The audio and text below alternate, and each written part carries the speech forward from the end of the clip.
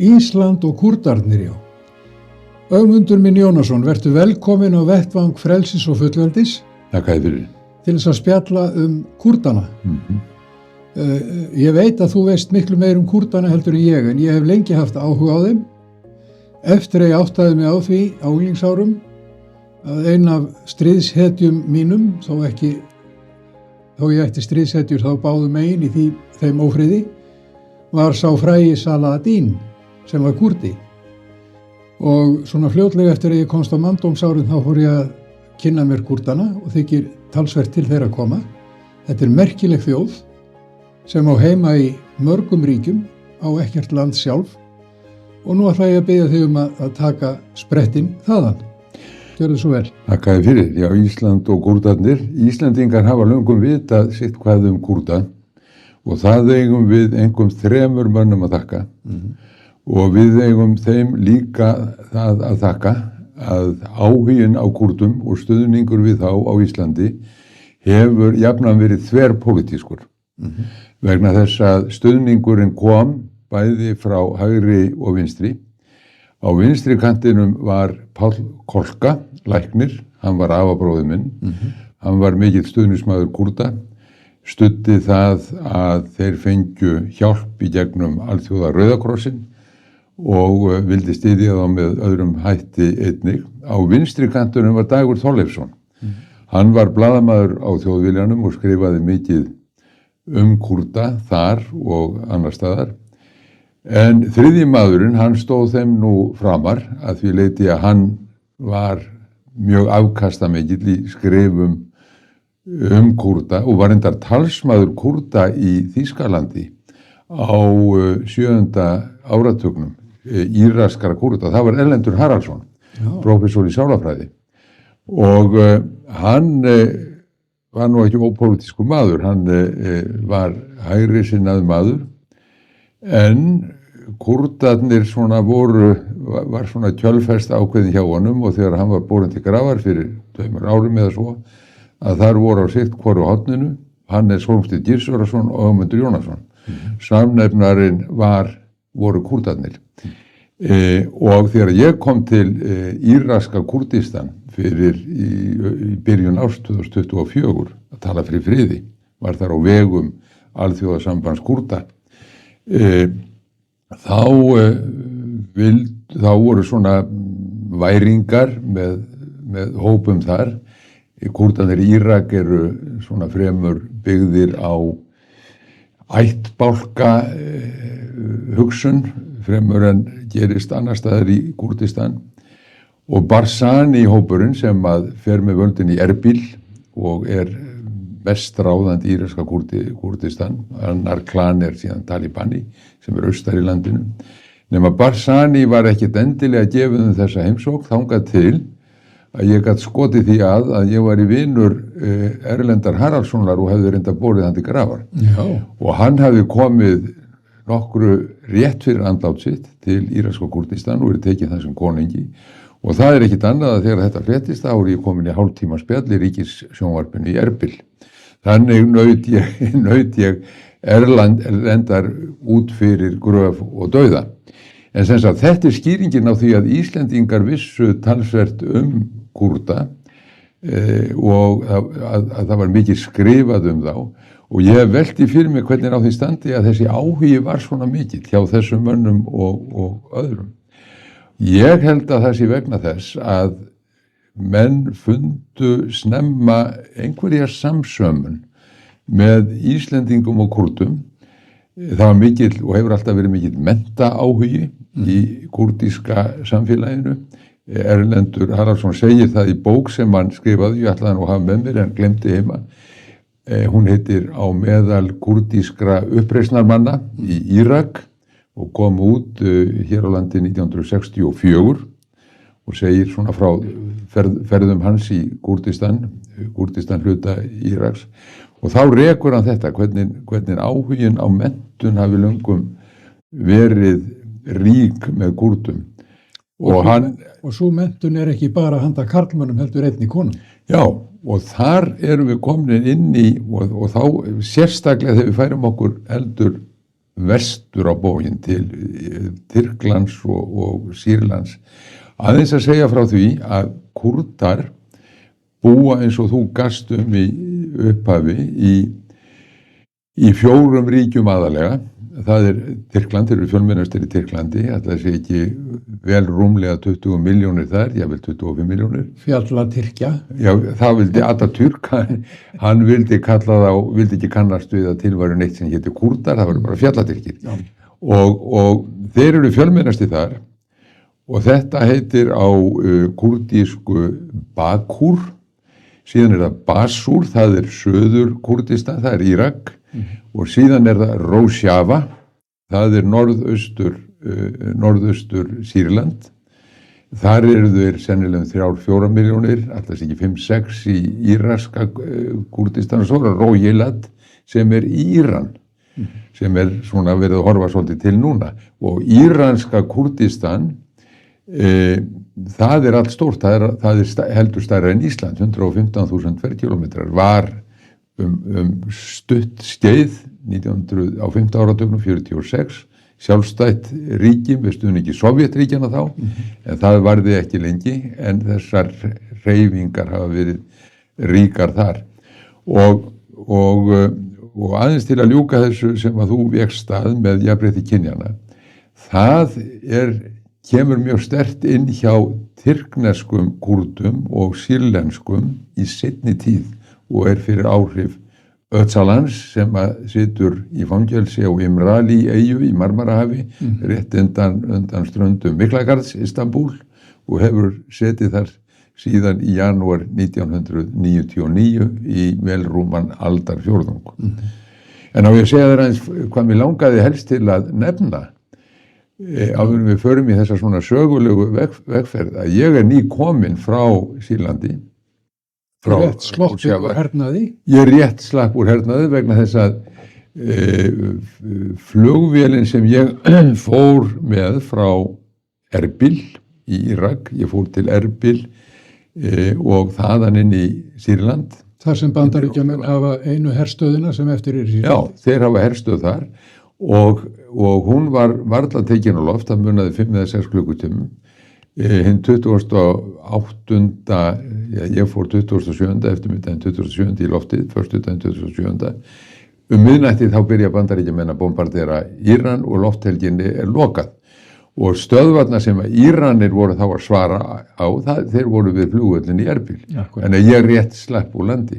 Og skal kannski segja þér svona frá því hérna á eftir, því að við erum að tala Ísland og Kúrdistan, að þá minn áhugi á Kúrdum, í gegnum lestur greina þessara manna, þetta var svona í mínum uppvexti, mikið skrifað þetta í Samvinnunni og Þjóðviljanum og víðar. Hef kannski heyrt eitthvað á tal Páls frá Damins Kolka, það geti vel verið. En þegar ég á Evrópuráðsþinginu, fer þangað inn 2013 eftir að við gengum út eða fer úr ríkisstjórnarskipti, þá fer ég á Evrópuráðsþingið, hitti Kúrda þar og þar svona ansi hress náungi sem segir, heyrðu, má ekki bjóða á Nevros. Nevros, segja, hvað það? Jú, það sum vorhátíð Kúrda og vorhátíð í það sem við fögnum vori, og þetta baráttuhátíð okkar líka. Hún í mars. Má ekki bjóða þér og þú getur tekið konuna þína með þér endilega. Já, segi, og hringi konuna mína og segja að okkur hafi verið boðið á Nevros. Hann bætti einu við, hann sagði, við erum svona freka blankir, þannig að þú verður að borga undir þig ferðina, við tökum vel á móti þér. Við erum gestirnir. Og ég segi, já, það fer bara vel í konu mín að koma með mér á Nevros, segi ég. Og hún spurði hvort að þú þér ekki örugglega á staðinum. Ég útlagi, sagði hann. Ég leiðu í stíg fæti á tyrkneska jörð, þá ég tekinn fastur. Og ég hringi aftur í konu mína og segi að hann verður nú ekki þarna, hann sé útlagi og útlægur maður og hún spyr hvað ég sé eiginlega búin að koma okkur út í. En þá var ég komin inn í stíginn inn í þetta kúrdíska samfélag. Við fórum til Diyarbakir, Amid, heitir það, mörg þúsund ára gömul byggð í Anatólíu, í suðaustur Tyrklandi og þar ekkit annað en það að þannig haldin mikið hátíð, 1.000.000 manns á útifundi, 1.000.000 manns, mögnuð samkoma, hátalarar stiltir alveg í botn og mér fannst að vera árásækja tónn sem ég heyrði úr hátölurunum og ég spyr hvað verið að segja. Það verið að lesa boðskap frá Öcalan, leiðtoga Kúrda. Nú, segi ég. Og hann að hvetja til átaka? Nei, hann að hvetja menn til að sína hugrekki til að semja, til að semja frið. Og þetta var þá tímabil þar sem þeir höfðu opnað eins gluggan á Imrali-fangelsinu og leyft Öcalan að koma að borði til að reyna að semja frið. Þetta tímabilið 2013-15 og það svona friðardúfur þarna á sveimi og svo vel þessu tekið í Tyrklandi að flokkur Kúrda fær milli 13 og 14% atkvæða í þingkosningum vorið 2013. Meirihluti Erdogans fellur og það ekkit annað en það að hann sér að þetta sé bara hættuspil fyrir sig að vera svona friðardúa þannig að hann skellir í lási á Imrali-fangelsinu og nú hefjast miklar ofsóknir á hendur Kúrdum og þær vara næstu 2 árin og eru alveg hrikalegar og ég hef stundum verið að sýna myndir frá þessar eyðileggingu sem hann náttúrulega rataði aldrei inn í vestræna fjölmiðla, þetta NATO-ríki og gerir vantanlega ekkert af sér en síðan hef ég verið svona þarna farið í einar 5 Imrali leiðangra sem kallaðir eru Imrali kendar sem sagt við þessa eyju þar sem hann hefur setið fanginn hann var tekinn höndum það var sameiginlegt verkefni leyniþjónustu Ísrael, Bandaríkjanna og Tyrklands að ná honum hann hafði verið hrakinn þá frá Sýrlandi fór til Rússlands, þar var Jeltsin sem vildi ekkert með hann hafa og til Ítalíu og Grikklands og á leiðinni til Suður-Afríku í boði Mandela þá var hann tekinn fastur í Nairobi og hefur sem sagt setið þarna og núna það svo ég láti nú alveg flæða þetta alls saman út til þessi leikurinn gerður að hann hann vill áfram frið og mér þykir þetta svo merkilegt að í heimi sem að vígbúast og vígvæðast og ætlar að leysa allt með sprengjum og vopnum, þá allt í einu rödd þarna sem segir friður, réttum fram höndina og við skulum ekki segja, segir hann við sína félaga, þú fyrst svo ég. Við skulum segja fyrst ég, svo þú. Og þetta finnst mér sýna svo mikið hugrekki og svo annan þankagang og að því þú myndist áðan á kvenréttindin þá þetta alveg sérstaklega í þessum heimi þarna. Hve mikil áhersla á jafnrétti kynjanna af hans hálfu og þetta hefur smitað inn í kúrdíssamfélag í Tyrklandi og í Sýrlandi. Hann segir fyrst frelsum við konuna með jafnrétti kynjanna, svo gerum við byltingu. Þetta forsenda byltingarinnar. Bylting ekki að setja frelsið ofan í einhvern kassa. Nei. Heldur hvernig þú smíðar kassan. Já. Þetta finnst mér mjög merkilegt að heyra. Nú erum við að spjalla í miðri Kyrruvíku, Áskarni framöndan. Já. Og á tímabili mikilla átaka styrjalda, morðvíga og alls þess viðbjóðslegasta sem að styrjaldir bjóða upp á og einmitt á þessu svæði. Þaðan sem Kristur bar út boðskap sinn og ég minni ofta á og einkum og sér í lagi þessa dagana að Kristin kirkja á eitt erindi umfram öll önnur erindi við heiminn. Það að bera út orð fyrirgefningarinnar.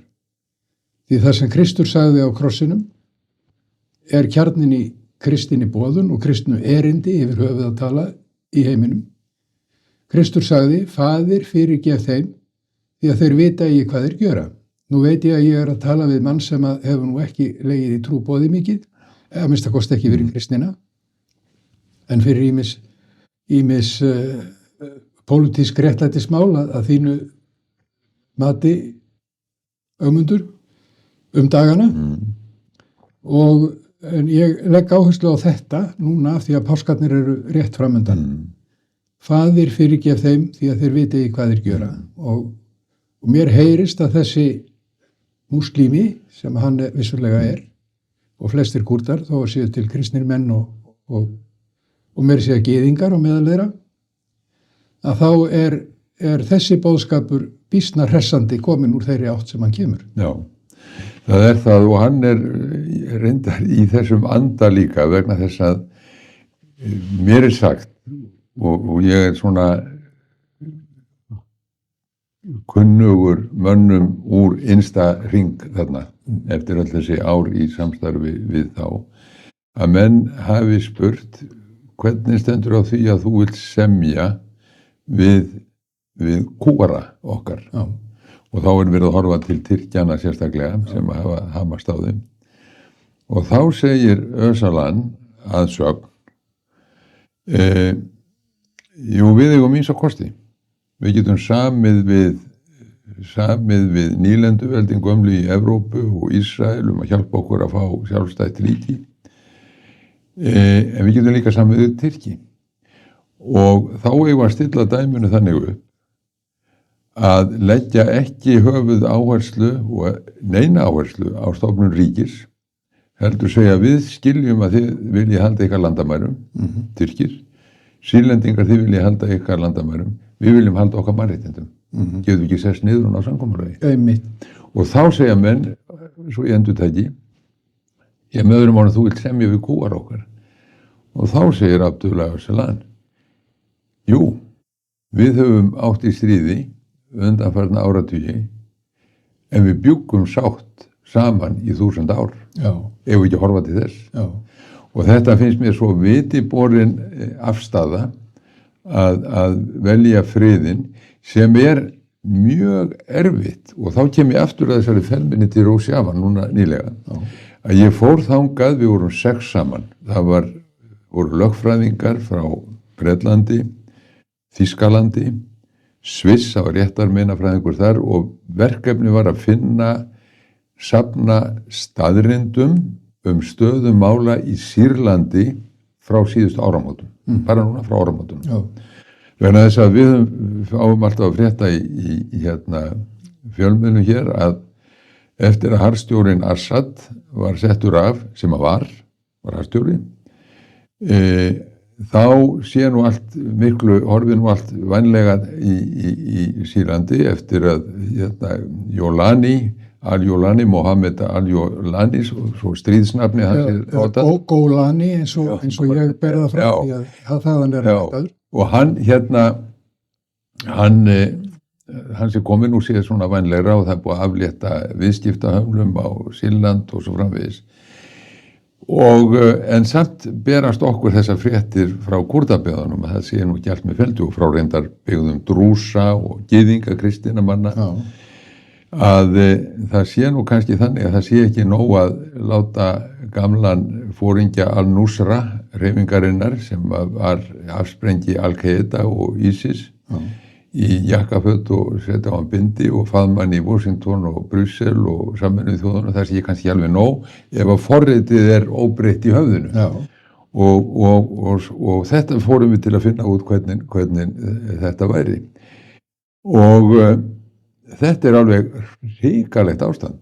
Þarna eru norðurhéruðin, Kúrdahéruðin, þau eru undir umsátri. Kobani umsetin og Rojava í mikilli hættu. Búið að reka þú austur yfir á? Já, og í Afrin til dæmis, Aleppo var það, í Aleppo sem heldur vestar og sunnar, voru Kúrda hverfi. Þar hafa frá áramótum verið drepnir 4.000 einstaklingar. Já.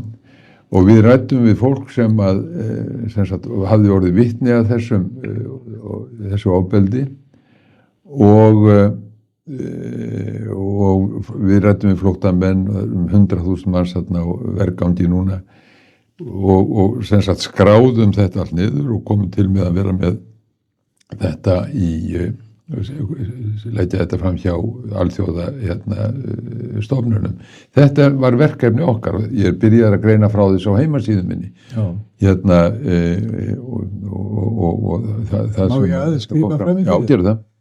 Þú nefndir það að leiðtogi tyrkneskra Kúrda vilji semja Já, og það hefur legið fyrir árum saman, það er langt síðan ég heyrði frá því, já, og leggja áherslu á að þeir nái mannréttindum í stað þess að einblína á það að þeir nái eigin já, ríki. já, En þeir eru nú kannski farnir að læra hvað mikið mark er takandi á loforðum vestrænna, manna svo kallara, Breta, Frakka, Bandaríkjamanna, þeim var einmitt lofað eigin ríki mikið rétt. eftir fyrirheimsstyrjöldina, var það ekki? Jú, nákvæmlega, þeim var lofað reyndar í heimsstyrjöldinni fyrri, þá eru Bretar og Frakkar, Sykes-Picot var talað samkomulagið, það voru herramenn frá Bretlandi og Arabíu Láress og allt það? Já, með reglumstriku að búa til nýjan heim og að hugsa sér að Miðausturlönd voru náttúrulega ekki til í þeirri mynd sem við sjáum núna, ekki þessari ríkja. Þeir hafa aldrei verið til í þessari mynd? Nei. Aldrei? Nei, aldrei. Það er engar sögulegar forsendur fyrir þessari ríkaskipun. Nákvæmlega. Og þá er ákveðið þessir menn, samkvæmt þeirra korti, í heimsstyrjöldinni fyrri, þá teiknaði þeir upp ríki Kúrda í Anatóliu, í suðaustur Tyrklandi og eitthvað inn í Írak og Sýrland vantanlega. Eitthvað örlítið, ekki. Og Íran, því að það voru hæg heimatökin, því að sovjetmenn réðu á þeim tíma Íran. Já. Teheran fundurinn í lok síðari heimsstyrjaldarinnar, hann tekinn í Teheran, kendur við Teheran, sem sovjetmenn réðu á þeim tíma. Þetta er fyrr, þannig að sovjetmenn voru ekki komnir að þessum samningum sem að þarna eru gerðir. Sjöfr í Fraklandi var gerður samningur og svo á þess í lok stríðsins verður uppreisn Atatürks í Tyrklandi og þá verður fær hann byr í seglin í sinni uppreisn vegna þess hve illa mönnum Tyrkjum þótti farið með sig, átt að láta Grikkina fá hluta af vestur, og vestur miðjarðarhafsströnd Tyrklands, gamla Grikklandi og gamla Hellas nákvæmlega og svo Kúrdana sjálfstætt ríki og Atatürk segir þetta kemur ekki í reyna, þetta verður aldrei sátt þetta og þá er fallið frá þessu og 1923 í Lausanne í Sviss, þá er undirritað samkomulag og búið að stróka Kúrdistan út, þá er það bara horfið ekki lengur til. En þetta væri ríki, víðfemt ríki, svona milli 40 og 50 miljóna manna. Því að það eru þessi ríki sem við vorum að nefna á það, þessi 4 og svo upp í Azerbaijan og Armeníu eitthvað líka. En það er því algjörlega landlugt. Það er landlugt og það er það sem að Öcalan sagði líka og hefur sagt, við skulum ekki einblína á ríkjaskipan vegna þess að við skulum horfa til þess hvað er gerlegt, hverju við gætum náð og ef við náum einhverju bráðabirgða, einhverju ófullnægjandi lausn í landlugtu ríki sem allir hata, þá voru hér stríð í 100 ár, reynum að byrja á því að útiloka stríðið og ég skal segja þér að þegar ég hef farið á ráðstefnur og undanförnu, ég hef farið á allmargar sem að verið er að ræða friðarmál og ófriðarmál í Evrópu, þar á meðal í Evrópu þinginu og víðar og ég heyri tóninn í vestrænum ríkjum meiri vopn og fleiri sprengjur og svo framvegis svo standa Kúrdarnir upp það er bara allt annað tungumál verið að tala og þar kem ég aftur að þessari Sýrlandsheimsókn og ég fyrir að hugsa mikið hlýtur þetta að vera erfitt að búa við þessa kúgun og þessa erfiðleika og halda til streitu tilraunum til að ná sáttum og hugsaði það að þeir eru að semja núna í Sýrlandi við þessa nýju stjórn þarna og sem að stefna í allt aðra átt en hinnir. Þeir eru með, Kúrdarnir eru með dómstóla í ætt við það sem við þekkjum, en það er verið að koma á sunnar í landinu. Trúfrelsi Kúrdarnir, Já.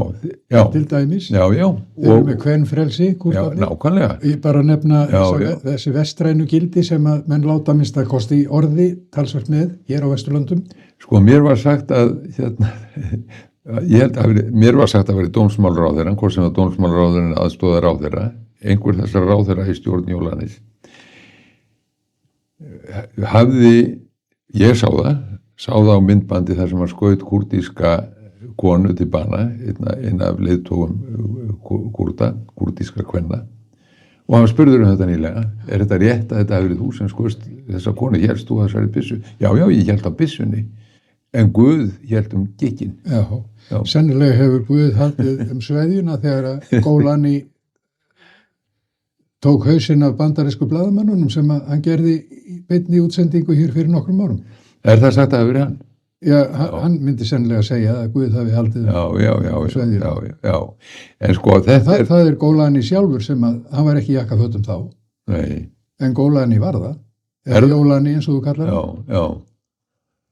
Það eru til myndir af honum, meiri segja kvikmyndir af honum, við yfir sína forðum í Sýrlandi, og stærði sig af þessu, og stærði sig af því alveg framundir það að hann var tekin í sátt og kostaði ekki lengur, eða var ekki upp á $10 milljónir að hlaupa að afhendan dauðan eða lifandi. Það er ekki langt síðan að það var, sko, já. En þetta er, sko, þetta er... En Ögmundur, við nefndum aðeins hráskinnaleikinn, og þú hefur verið að tala þann hráskinnaleik sem Kúrdarnir hafa orðið að taka þátt í, oftast nær sem einhvers konar, ég segi nú ekki peð, en að minnsta kosti ekki það valdaðir af neinum nema þá Bandaríkjamönnum vegna þeirra hagsmuna í Sýrlandi til skamstíma. Og þú hefur vafalaust einnig fylgst með því hvernig Kúrdarnir hafa, sumir segja, stólið olíu sýrlendingana og selt hana til Ísraels. Tyrkirnir? Nei, Kúrdarnir sem hafa ráðið sýrlensku olíulindunum í sínum parti þarna, austur í landi, seldu í gegnum Tyrki olíu til Evrópu á sínum tíma og svo hafa þeir staðið í olíusölu til Ísraels núna lengi. Ég heyrði sögun allt öðruvísi. Ég heyrði sögun að vera þá að sá sem að hafi selt olíuna til Ísraels og flutt hana frá norðurhlutar Sýrlands í Kúrdahérðunum það hafi nú hvorki verið meira en minna en fjölskylda Erdogan, sonur hans. Tengdasonur hans. Já, það hefði ekki verið Kúrdarnir sem gerði það, en hins vegar sá ég, þegar ég kerði þarna héröðin, þá sá ég ástæðuna fyrir ásælni nýlenduvelda í þessum olíupumpum sem allstaði var að sjá. Já. Og sko, Kúrdarnir eru milli steins og sleggju. Sko, Kúrdarnir í Írak, þeir hafa verið nauðbeygðir til að vera í góðu kallfæri við Tyrki. Og tyrkneskir Kúrdar hafa ekki alltaf verið sáttu við þá og ekki sýrlenskir heldur við íraska Kúrda, ekki verið það.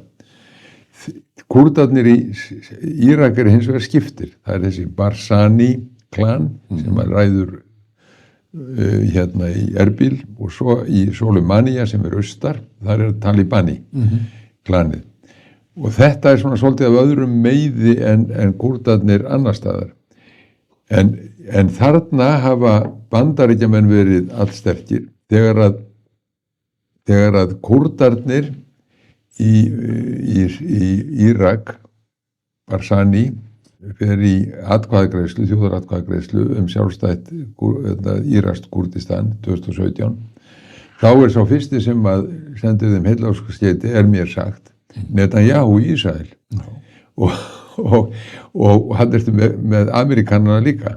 Síðan ertu með, eins og þú vegst að í Sýrlandi, í Rojava, þar hafa Kúrdarnir notið stuðnings Bandaríkjamanna, fengið létt vopn frá þeim, ekki langdrægt til að skjóta inn í Tyrkland þangað til núna. Þeir hafa verið háðið þeim að þessu leyti. Þannig að sko þetta er svo ljótur heimur, þetta er svo ljótur, og síðan gerist það núna að þegar að Kúrdarnir í Sýrlandi, í Rósjafa, eru beðnir að fara og herja á Íran, inn í Íran, og á šíamúslima í Írak. Þeir höfðu ráðið niðurlögum ISIS í Sýrlandi, voru þekktir af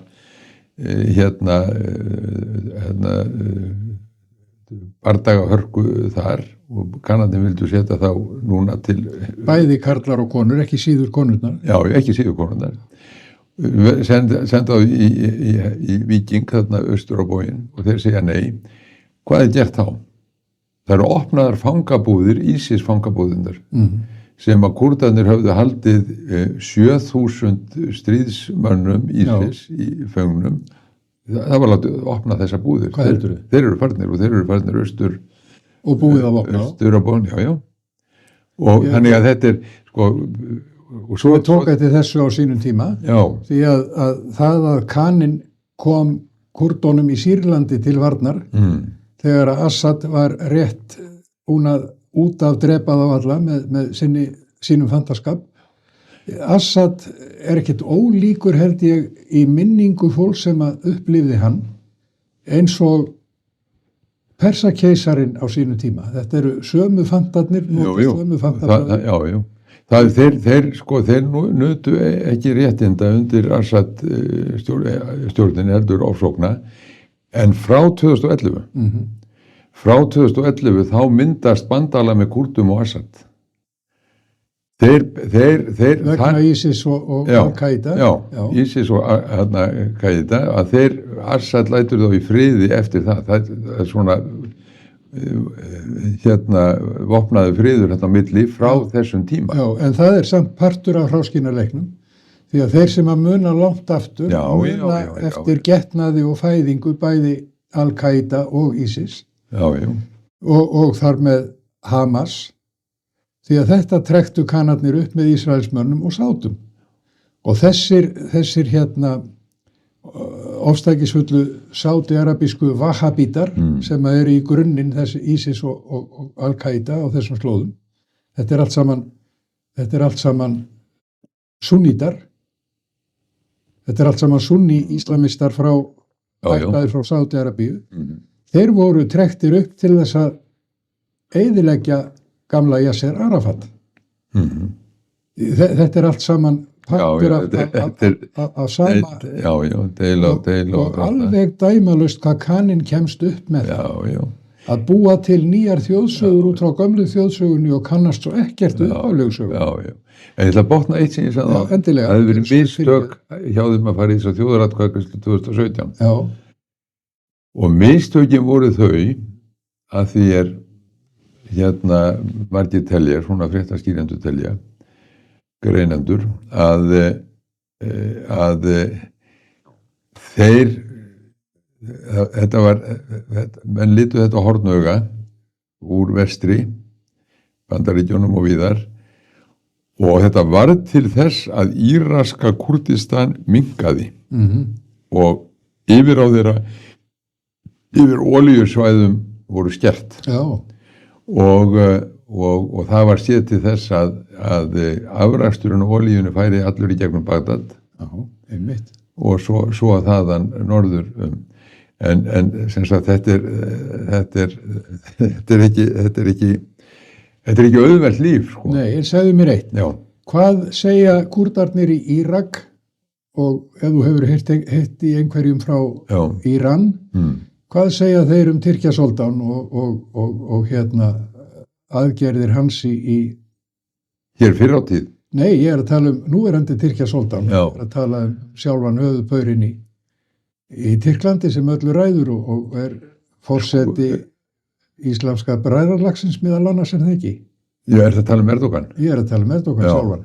Sko, þeir náttúrulega ekki mjög fögur orðum hann, alls ekki, og sérstaklega, sko, Kúrdarnir í Írak eru passasamir og hafa þótt hallir undir Erdogan sem þeir segja sjálfur svona gera af illri nauðsyn, en hann litinn mjög svo hornauga í Rósjava og í Anatólíu, og þá komum við aftur inn á hina kurdísku vitund. Hvað gerir Kúrdana þjóð? Erlendur rekur þetta svona í sinni bók sem mjög fróðleg, skemmtilega skrifuð, hvaðan þeir koma og hvað gerir þau þjóð, tungumálið og menningin og svo framvegis, og síðan sjálfstæði, sjálfstæði. Það var sagt Alexander Mikla þegar hann fór austur yfir til Persíu, þá hafi Kúrdasvæðin alltaf verið illfærust fyrir hans heri að fara, nema að þegar að Erdogan, þegar við erum að tala hann og hvaða augum hann litinn, þegar að hann fer að gera árásir í alvöru suður yfir landamærin yfir til Sýrlands, svona 2016, 17, 18 sérstaklega. Hann ræðst þá á Afrin í árás sem var kölluð á ensku Operation Olive Branch, ólífugreinin, friðargreinin, auðvitað. Hvað það fyrsta sem að hann gerir þegar hann kemur inn hans herir koma inn í Afrin? Það að eyðileggja allar styttur sem minna á menninguna og gamla tíð.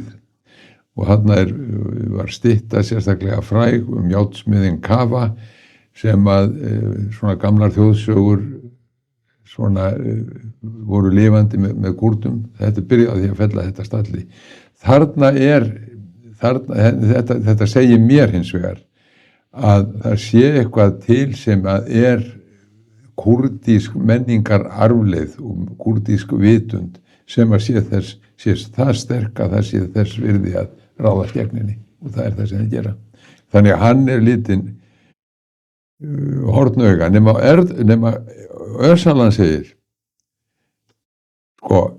við erum með þetta lið þarna í Damaskus, við erum með Erdogan þarna í Tyrklandi, í Ankara, og svo erum við. Við verðum að bjarga okkar fólki, við verðum að tryggja mannréttindi, og þá komin tími til að virkja hugvitið, ekki vopnin, hugvitið, og það merkilegt að í yfirlýsingu sem kom út úr fangelsinu 2019, minnist ég, yfirleitt ef fangelsisdyrnar og gluggarnir verið lokaðir, en það slapp út einn yfirlýsing í maí 2019, og þar notar hann orðið spiritual. Hann notar það við að virkja hérna svona huglægu krafta, og intellektið, svona hugvitið og hérna huglægu krafta, segir hann. Og ég fór þá að hugsa, þurfa menn að sitja innilokaðir í aldarfjórðung til að fara að hugsa á þennan veg? Mér fannst að vera að tala svolítið tungumál Mandelas í Suður-Afríku. Eða orthodoxíunar sem að allt umlíkjandi þarna. Já. Grísk orthodoxa kirkjan eða rússnesk orthodoxa kirkjan leggur einmitt mikið upp úr þess háttar spiritualiteti sem þú veist að tala. Já. Og þeir hafa lært það í aldanna rás að það þjóðráð að hossa skálkinum svo hann skaði þig ekki. Samanber það sem þú varst að lýsa í afstöðu manna þarna austur frá til Tyrkja Soldán sem ég vil kalla gamla sveppin í Tyrklandi. En við þurfum að fara að stytta þetta spjall. Láttu nú koma það sem að þeir liggur mest á hjarta varðandi núið og nánustu framtíð. Það sem liggur mér mest á hjarta núna að sjá hvað að gerast í Bandaríkjunum og í Evrópu. Ekki bara í Bandaríkjunum, ekki bara Trump, sem að svona ganga gegn siðmenningunni, hreinlega. Nákvæmlega. Já, hann er að ganga gegn siðmenningunni, en það sama er að gerast í Evrópu.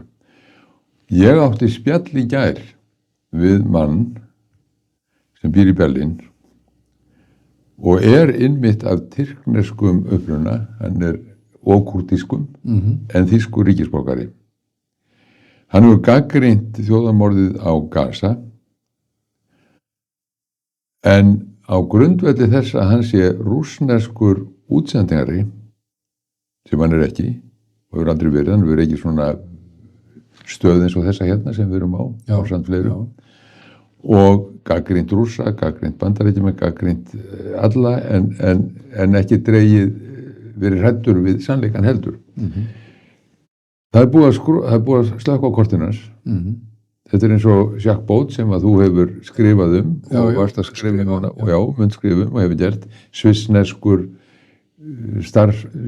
hermaður og fræðimaður, skrifa fjölda bóka og leyfði sér að gagnrýna. Svo embættismaður bæði Sviss og Sameinuðu þjóðanna. Já, búsettur í Brussel, búið að loka fyrir kortið og bannað að ferðast, sama gildir þennan mann. Ég er að fá upplýsingar, ég talaði við þennan mann lengi í gær.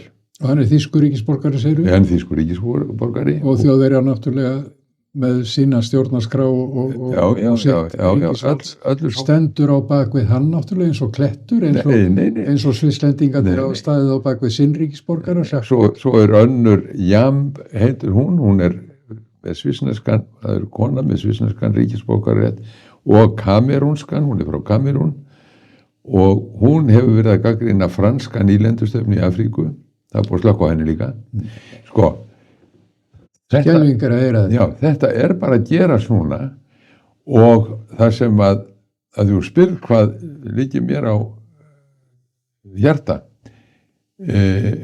og mér finnst þér að truflandi, það er að Íslendingar fyrir okkar hönd var undirritað plagg 21. maí síðastliðin í Brussel, það var utanríkisráður Íslands, að Íslendingar og íslensk stjórnvöld kæmu til með að taka þátt í öllum refsiaðgerðum sem ákveðnar væru af ráðherraráði Evrópusambandsins. Og þá spyr ég, fengi Jacques Baud að koma til Íslands? Fengi þessi maður sem ég er að tala Mohamed Dovru, að koma til Íslands? Eða Jam, hinn svissneska? Við erum búin að skuldbinda okkur til að fylgja þessari stefnu, sem að mér finnst, og ég ætla bara að nota það orð, vera fasísk, hreinlega, og snýr gegn málfrelsi. En þess að ég veit ekki til þess að þetta fólk hafi gert nokkuð skapaðan hluta af sér.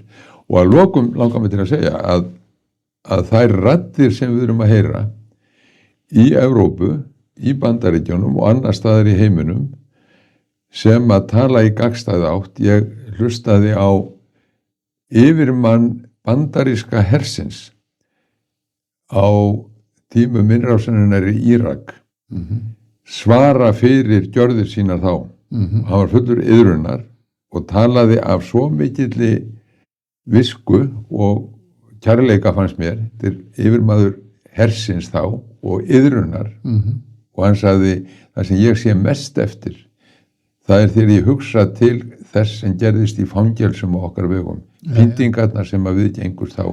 Þetta er hægt að finna þetta á heimasíðunum minni, ögmundur.is, og ég hvet allar til að hlusta á þetta. Það eru þessar raddir eru til, og það sem mér líkur á hjarta er að við áttum okkur á því hvað er að gerast og tökum undir með lýðræðisöflunum og þessum röddum sem við erum að heyra frá Bandaríkjunum, Evrópu, vegna þess að þar eigum við að vera í hópi. Þú ert búin að benda á það núna, kannski óvitandi, en þó grunar mig að þú hafi vel vitað hvað þú varst að segja. Þú ert búin að benda á það að við erum komnir í félagsskap Kúrdana, Íslendingar, að því leyti til að utanríkisráðherra okkar hefur þegar hafið ferð okkar inn í Evrópusambandið með þessari undirskrift og fleirum sem þú varst að nefna, við aðlögunarferlið, innlimunarferli okkar er hafið. Og svo getum við tekið í næsta þætti hvernig innlimunarferli Kúrdana í öll þau ríki sem þeir eru hluti af varð og með hvaða hætti. Því það er mjög spennandi og afar flókin saga. Svona aftur í aldirnar. En þá skulum við minnast þess að Kúrdarnir hafa aldrei gefist upp. Halda höfði. Og það munum við ekki gera heldur. Halda höfði. Já, halda höfði. Halda höfði. Já. Amen við því. Þakka þið fyrir spjallið, Ögmundur. Þakka þið fyrir.